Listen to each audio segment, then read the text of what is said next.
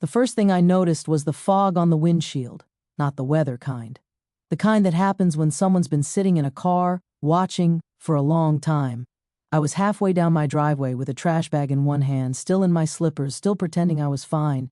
Because when you bury your husband, you're supposed to get your life back. You're supposed to stop looking over your shoulder. But across the street, parked under the dead streetlight, was a dark sedan I'd never seen before. Engine off, windows tinted, and in the driver's seat, barely visible through the haze, a man lifted his head. My heart stopped, because even with the shadows, even with the distance, even with the haircut that was wrong, I knew the outline of his face the way you know the shape of a scar. That was my husband, Ethan. The man I watched lowered into the ground 6 months ago. The man whose coffin I touched with my own hands. The man whose death certificate still sat in a folder on my kitchen table. He didn't wave. He didn't blink. He just stared at me like he'd been waiting for me to step outside. And then he smiled. Not a happy smile. A warning. I froze so hard the trash bag slipped from my fingers and split open on the driveway. And that's when he turned his head, slowly, and looked directly into my eyes. My blood ran cold, because his lips moved. Just 2 words. I couldn't hear them, but I read them. Get in. I didn't. I stepped back, and the moment I did, the sedan started rolling forward. Slow, silent, like it already knew where I'd run. And that's when I realized the worst truth of all. If Ethan was alive, then whatever killed him was still coming for me. My name is Ava Hart. I'm 36 years old, and for most of my life, I've been the kind of woman people underestimate. Not because I'm weak, but because I'm quiet. Quiet women are dangerous, not because we scream, because we remember. I work in compliance, paper trails, audits, patterns. I'm paid to notice what other people ignore. And 6 months ago, when my husband died, everyone told me the same thing. Move on, Ava. You're young. You'll be fine. But nobody asks what fine looks like after you bury the only person who ever made you feel safe. Nobody tells you what to do when you start hearing his footsteps in your dreams. And nobody prepares you for the moment you see your dead husband sitting outside your house. Like a man who never left. Ethan and I weren't perfect, but we were stable. He was the calm kind. Quiet humor, steady hands. A man who fixed things without making you feel stupid for needing help. We met when I was 28, in a coffee shop where my laptop died mid-email. He offered me his charger, and I said something sarcastic like, "Are you always this prepared?" He smiled and said, "Only when it matters." I fell for that. I fell for a man who looked like he meant every word. We married fast, not reckless fast, relief fast, like 2 people who were tired of the world. And for years, life was normal. Until it wasn't. Because the last year of our marriage had one shadow that never left the room. His brother Daniel Cross. The kind of man who walks into your house like it's his. The kind of man who hugs you too long. The kind of man who calls you sweetheart like he's testing how much you'll tolerate. Ethan didn't like him. He'd go tense whenever Daniel showed up. And once, only once, I heard Ethan say something in the garage that made me stop breathing. He was on the phone, voice low, angry. "I told you I'm not doing it." Pause. Then colder, "You're not touching my wife." I stepped back before he saw me. Later, when I asked, he smiled too quickly. "Work stuff," he said, and I wanted to believe him, because belief is easier than truth. Then Ethan died, on a rainy Tuesday night. A car accident, they told me, a collision on an empty stretch of road, no witnesses, no survivors. They said his car caught fire. They said the identification was complicated. They didn't let me see the body. They said the coffin had to stay closed casket funeral, closed answers, but I was grieving. So I accepted it. I accepted everything, until that morning on my driveway, when Ethan stared at me from a stranger's car, like he'd never been buried at all. I didn't run toward him. I didn't scream. I did what quiet women do when something feels wrong. I went back inside and locked the door. My hands were shaking so badly I couldn't fit the key into the deadbolt. I backed away from the window. Then I forced myself to breathe. 1, 2, 3. I grabbed my phone and opened my security app. Ring camera, front yard, driveway. The sedan wasn't on the feed. My stomach dropped, because the camera always caught everything. Delivery drivers, cats, leaves, my own face when I forgot a package. But the street area where the car sat was a dead zone, like someone had planned it. I pulled up the last hour. Nothing. No car arriving, no car parked. It was like it appeared out of thin air, or like someone knew exactly where my camera couldn't see. And then my phone buzzed. A text message, no number, just don't call anyone. Then another, open your back door. My throat went dry, because the only person who used to text like that, short, commanding, like time was running out, was Ethan. And if that was Ethan, then why was he threatening me? I didn't open the back door. I didn't call the police, yet. Not because I was stupid, because I needed proof, because my dead husband is outside is the kind of sentence that gets you gently escorted into a mental health evaluation. So I did the smartest thing I could do in that moment. I grabbed a coat, a baseball cap, and I walked out the garage. Instead, quiet, invisible, like a woman going to her car for groceries, I slid into my own car, hands still shaking, and I pulled out slowly, turning the opposite direction, as if I was leaving for the store, but in my rearview mirror, I saw the sedan roll out and follow me, not fast, not aggressive, just certain. Like it already knew where I was going, like it already knew I'd try to run. I drove toward the main road, keeping my speed steady. I didn't want him to know I noticed. I didn't want him to panic. I wanted him to feel in control.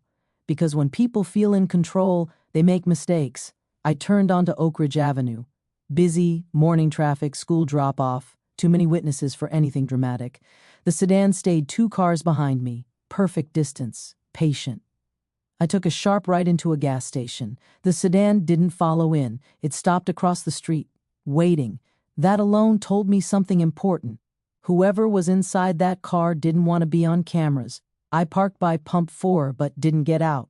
Instead, I angled my phone and hit record, zooming through my windshield, and there, through the tinted glass, I saw him shift. The driver leaned forward, as if he sensed I was watching. Then he turned his head and looked directly at me, even through 2 windshields, even through distance.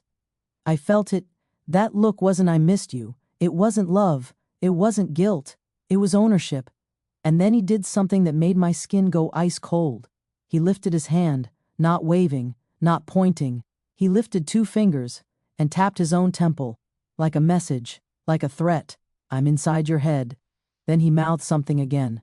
This time I caught it. 3 words. "Don't be stupid." My chest tightened so hard I couldn't inhale. Because Ethan never talked like that. But Daniel did. And suddenly, the shape of the nightmare shifted. Because maybe the man in that car wasn't Ethan. Maybe it was someone wearing Ethan's face. Or maybe Ethan was alive, and Daniel was the one holding the leash. And right then my phone buzzed again. A new message from the same unknown sender. "Check your mailbox. Now." I stared at it, then I looked back up, and the sedan was moving, pulling away, leaving, like it had gotten what it came for. Like the goal wasn't to kidnap me, the goal was to scare me into opening something. And that's when I realized whatever was about to happen next was already set in motion. I didn't go straight home. That's what fear tells you to do, run to safety. But fear doesn't keep you alive. Evidence does. So I circled the block twice, made sure the sedan was gone, then parked 2 houses down from mine where my front door camera wouldn't catch my face clearly. My mailbox sat at the curb like it always had. Normal, innocent, like it wasn't about to ruin my life. I walked toward it slowly, phone recording in my pocket. My hands shook as I lifted the lid. Inside were bills, a grocery flyer, and 1 plain white envelope. No stamp, no address, just my name, written in block letters, Ava. My throat went dry. I pulled it out. The paper felt too thick, like someone wanted it to survive weather, fingerprints, time. I walked back inside, locked the door, then set the envelope on the kitchen counter like it was contaminated. I didn't open it right away. I took photos first, front, back, edges, then gloves. Kitchen cleaning gloves, ugly yellow latex, because I wasn't giving whoever sent this my prints. Finally, I slid a knife under the flap. The envelope opened with a soft rip. Inside was 1 item, a USB drive. Black, unmarked, but tied to it with a thin red string was a tiny key. And a tag that made my stomach flip. Locker 9, South Station, and underneath, written in the same block letters, "You buried the wrong man." My heart slammed against my ribs so hard it hurt. I stared at the words until my vision blurred. Because there was only 1 South Station in my city, and only 1 reason you'd give someone a locker. Key. Something was waiting, something physical, something real, the kind of thing you can't gaslight. the kind of thing that makes police take you seriously, the kind of thing that becomes final evidence. I paced my kitchen like a trapped animal. 6 months ago, they told me Ethan's remains were unrecoverable. They told me the fire destroyed everything. They told me a closed coffin was standard. But what if none of that was true? What if the coffin had been closed because there was nothing inside it that belonged to my husband? I grabbed my laptop, not the USB, yet. First, I needed facts. I pulled up the file I hadn't opened since the funeral, Ethan's death certificate and police report. I remembered the officer's name, Detective Morgan. I remembered how kind he'd sounded, how careful his words were, how quickly everything moved. But now, reading it like a compliance analyst instead of a grieving widow, I noticed something that made my blood run cold. The report listed Ethan's name as Ethan Crosshart. Cross, not Hart. Cross wasn't his legal name. It was Daniel's. My hands started shaking, because that wasn't a typo. That was a trail, and trails don't appear by accident. Someone had entered that. Someone had approved it. Someone had built a paper version of my husband that didn't match the man I married. And suddenly Daniel's face flashed in my mind, his calm confidence, his subtle cruelty, the way he looked like a man who never feared consequences. And I remembered something I hadn't let myself think about for months. The day after Ethan died, Daniel came to my house, not to comfort me, to manage me. He sat at my kitchen table and said, "You don't need to ask questions, Ava. You just need to get through it." And I'd been too broken to understand what that really meant. My doorbell rang, once, then twice, slow, polite, controlled. I froze, because nobody rings twice like that unless they know you're inside. My phone buzzed with another unknown text. "Don't make this hard." My chest tightened. I didn't go to the door. I pulled up the door camera feed, and there he was, Daniel Cross, standing on my porch like he belonged there. Dressed too well for 10 a.m., that same calm face, that same half smile. He leaned toward the camera slightly and said, like he knew I was watching, "Ava, open up. I didn't move." He waited a beat, then spoke again, softer. "Stop doing whatever you're doing." My stomach dropped. He knew. He knew about the mailbox, or he knew I'd seen the car, or both. He tapped the door lightly as if we were friends. "I'm not here to scare you." Pause. "Although I can—" My hands clenched into fists. I pressed the intercom button, voice steady, cold. "What do you want, Daniel?" His smile widened, satisfied. "Good. You're home." He looked around like he was checking for neighbors. Then he leaned closer and lowered his voice. "I heard you were upset this morning." I swallowed. "Why would I be upset?"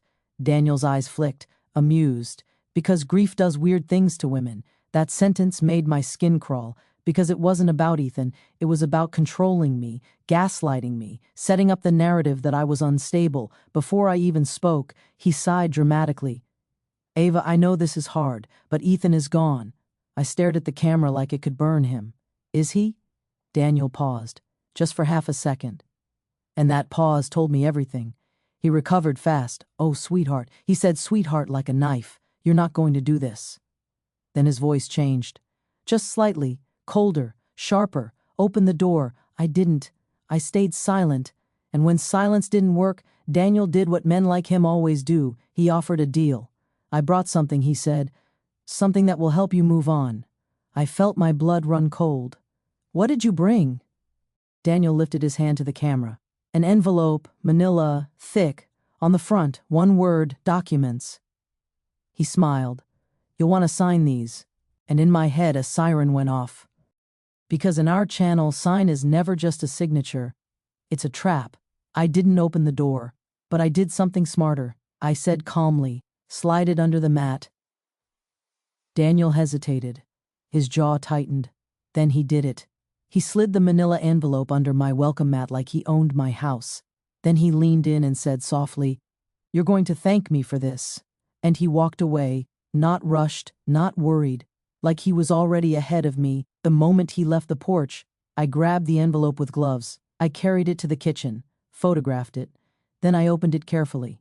Inside were a beneficiary update form, a property claim form, a spousal consent document, and a funeral expense reimbursement sheet, all pre-filled, all neat, all ready, and there it was, The line that made my stomach drop, next of kin, Daniel Cross, not me, Daniel. I stared at it, because if Daniel was listed as next of kin, then whoever processed this paperwork never recognized me as the legal spouse, which meant they were never operating under the truth.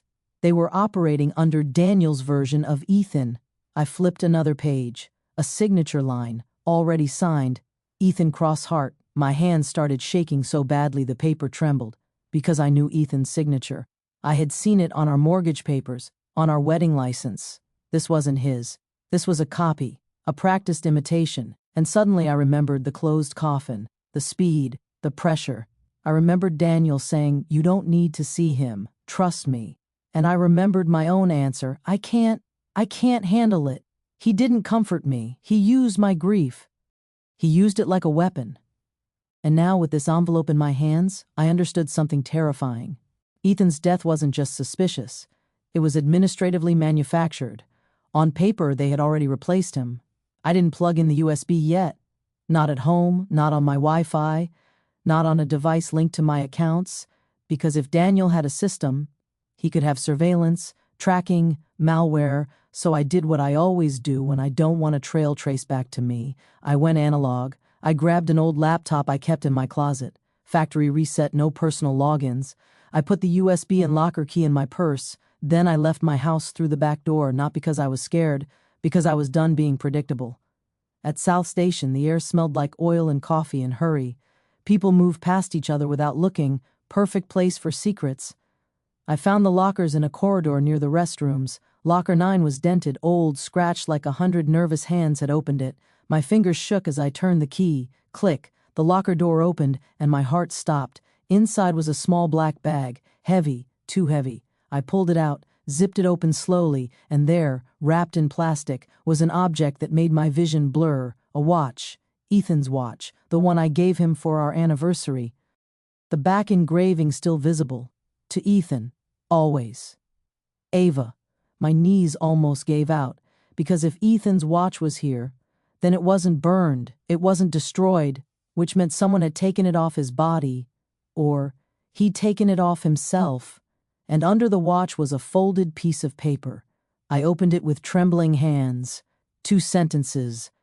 That was all. If you follow him, don't go home. He's not alone. I stood there in a station corridor, clutching my dead husband's watch, and the world felt unreal. Because now I had something solid, physical, personal, impossible to explain away. And I realized that car outside my house wasn't a hallucination. It was a message, a warning, a test. And now the real question wasn't, is Ethan alive? The real question was, why did someone want me to believe he was dead? Until now. I sat in my car outside South Station, gripping Ethan's watch so hard my fingers ached. The metal felt cold, heavy, real, and for the first time in 6 months, I wasn't grieving a ghost, I was holding proof. My phone buzzed again, unknown number. You got the watch. Good. My stomach dropped, because that meant someone was watching me right now, not in a metaphorical way, in the real, physical, terrifying way. I scanned the street, nothing obvious, but a delivery van idling too long. A man leaning on a column too still. And then another text came in. If you go home, he'll finish it. I swallowed hard. My heart was racing, but my mind was sharp, because now I understood something. This wasn't just a mystery. This was a countdown. I started my car and drove, not to my house, but to the only place in the city that had cameras, everywhere, and witnesses at every corner. A 24-hour diner off the highway. Bright lights, security footage, noise. I parked under the front sign on purpose. I went inside, sat near the window, ordered coffee I couldn't drink, and I waited, because if someone was hunting me, I wanted them to hunt me in public. I didn't plug the USB in right away, not until I was sure no one was sitting close enough to glance at my screen. I pulled out the old laptop, no accounts, no passwords, just a device. I inserted the USB. One folder opened automatically, no name, no label, just one video file, playmenow.mp4. My hands trembled as I clicked it. The screen went black. Then, dashcam footage, rain, night, headlights cutting through the dark, a shaky voice in the car, breathing too fast, and then I saw the timestamp. The night Ethan died. My heart slammed into my ribs. The camera angle was from the inside of Ethan's car, which meant this footage came from his vehicle, or from him. I turned up the volume, and I heard Ethan's voice, low, tight. "Ava, if you ever see this." My throat closed. He sounded exhausted but controlled, not panicked, not confused. Like a man who knew exactly what was happening. He swallowed hard, then said, "Daniel told me it was a family emergency. He said he needed me on this road, alone." My blood turned cold. Because Daniel, of course it was Daniel. Ethan's voice continued, "I didn't want to come, something felt wrong, but he said he'd fix it if I did exactly what he said." The rain hit the windshield hard. Then Ethan muttered, "God, I should have never trusted him." The headlights caught something ahead, a car, parked sideways, blocking the road, and my breathing stopped because I recognized it, that same dark sedan, the one outside my house today. 6 months later, the video showed Ethan slowing down. Then a figure stepped out of the car, tall, calm, walking toward him, and even through the rain and blur, I knew the posture, I knew that confidence. Daniel. He leaned into Ethan's driver window, and the microphone caught it clearly. Daniel's voice smooth and casual. "Get out," Ethan said sharply. "What the hell is this?" Daniel sighed like Ethan was being inconvenient. "It's a reset." Ethan's voice shook. "A reset for what?" Daniel's tone dropped. "Cold. For you, then." Footsteps behind Ethan's car. A second shadow. Someone else. And Ethan's voice changed instantly. Fear. Real fear. Wait. No. The screen jolted. A loud bang. Glass cracking. Then Ethan yelled one word that made my entire body go numb. "Run." And the video cut to black. I stared at the frozen screen. My coffee sat untouched. My hands were shaking so hard I couldn't even close the laptop because I finally understood. Ethan didn't die in an accident. He was hunted, set up, cornered, and Daniel didn't do it alone. There was a second person, a second shadow, a second pair of footsteps, someone Daniel trusted enough to bring, someone close enough to finish the job. My phone buzzed again. Unknown number. "You watched it?" My blood went ice. A second text. "Good. Now don't scream." I didn't move, didn't breathe. Slowly, I lifted my eyes, and through the diner window, across the parking lot, I saw the sedan. Same dark color, same position under the dead streetlight, and inside, a figure leaning forward, watching me. My stomach dropped to the floor, because now I knew. This wasn't Ethan in that car. It was Daniel's system, and he knew I had the footage. Which meant he wasn't here to scare me anymore. He was here to take it back. The diner door opened. A man stepped inside. Not Daniel. Someone else. Tall. Clean jacket. Baseball cap. He walked straight toward my booth, and the moment I saw his face, I felt like the world cracked open. Because it was Ethan. Alive. Not burned, not destroyed. Sitting in my diner like he never died. My body went numb. My throat tightened. I couldn't speak. He slid into the seat across from me, and his eyes, those same eyes I cried over, looked empty, not cold, just trained, like someone had wiped the emotion out of him. He leaned in slightly and said, "Hi, Ava." My voice finally broke out of me in a whisper. "Ethan." He flinched at his own name, like it hurt. Then he said something that destroyed me completely. "That's not my name anymore." I shook my head. Tears burned. "What are you talking about?" Ethan's jaw tightened. "You have the footage." My blood ran cold. He wasn't here to reunite. He was here to retrieve. He reached into his jacket and pulled out something small, a phone. He turned it toward me. On the screen was a live video call. Daniel's face, smiling, like he'd been waiting for this moment. Daniel spoke through the phone speaker, calm as ever. "Ava." He glanced past Ethan's shoulder like he could see me. "You're making this so much harder than it needs to be." I couldn't breathe. Ethan's voice was low. "Give it to me." I stared at him, at his hands. At the watch-shaped dent on his wrist where he used to wear it. At the man I loved, turned into a weapon. And I whispered, "Did he do this to you?" Ethan's eyes flickered. Pain, just for half a second. Then it vanished. He said, "If you want to stay alive, you'll do what Daniel says." and Daniel smiled wider on the phone. "Smart boy," Daniel murmured. Then he looked at me and said the same two words I saw on his lips earlier, "Get in." My heart raced so hard I thought I'd faint, but my brain, my compliance brain, was still working, because Daniel made one mistake. He sent Ethan, and Ethan, no matter what he became, still carried traces of the truth. I looked down, slowly. I tilted my phone under the table like I was shaking, but I wasn't. I was recording. Then I leaned closer, voice low, like I was cooperating. "Okay," I whispered. "I'll give it to you." Ethan exhaled like he'd been holding his breath for hours.